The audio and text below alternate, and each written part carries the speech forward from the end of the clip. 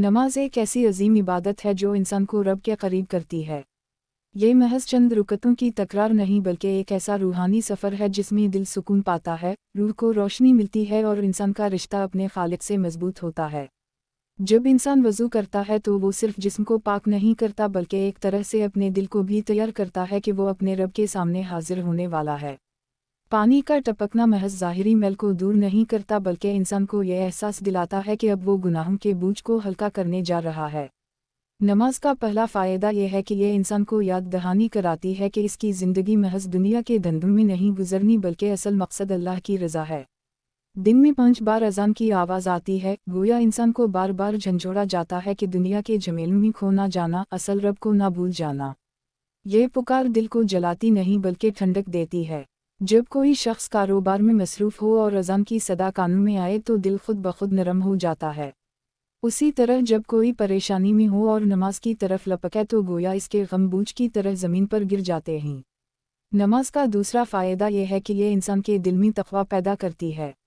जब बंदा बार बार अपने रब के सामने झुकता है तो उसके दिल में यह एहसास पैदा होता है कि मैं किसी के सामने नहीं बल्कि खालिक कायनात के सामने सजदा कर रहा हूँ।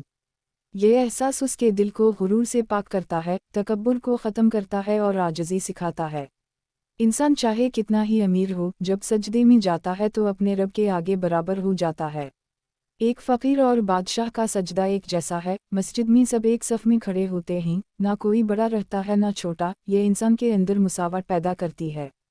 सही तरीक़ा नमाज सीखना भी इतना ही ज़रूरी है जितना कि नमाज पढ़ना। नबी करीम सल्लल्लाहु अलैहि वसल्लम ने फरमाया कि नमाज ऐसे पढ़ो जैसे मुझे पढ़ते देखते हो। इसका मतलब ये है कि महज जल्दी जल्दी रकतें पूरी कर लेना नमाज नहीं बल्कि हर रुकन को सुकून और इत्मीनान से अदा करना ही असल नमाज है। क़याम में ठहराव हो, रुकू में पूरा झुकना हो, सजदा दिल की गहराई से हो और तशहद में सुकून हो। जो शख्स नमाज को उसके हक़ के साथ अदा करता है वो अपनी रूह को जला देता है। नमाज का तीसरा फ़ायदा यह है कि ये बुराइयों से रोकती है।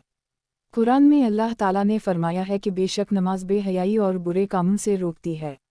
ये बात हकीकत है। जब बंदा नमाज पढ़ता है और दिल से पढ़ता है तो इसके अंदर एक ताकत पैदा हो जाती है जो इसे गुनाहों की तरफ जाने से रोकती है। एक नौजवान जो 5 वक्त की नमाज का पाबंद है वो गुनाहों के माहौल में भी अपने आप को बचा लेता है क्योंकि इसके दिल में हर वक्त ये एहसास होता है कि मैंने दोबारा अल्लाह के सामने खड़ा होना है। नमाज गोया एक ढाल बन जाती है जो शैतान के वारों को रोकती है। नमाज के बेशुमार रूहानी फ़वाइद हैं लेकिन इसके जिस्मानी फ़वाइद भी कम नहीं।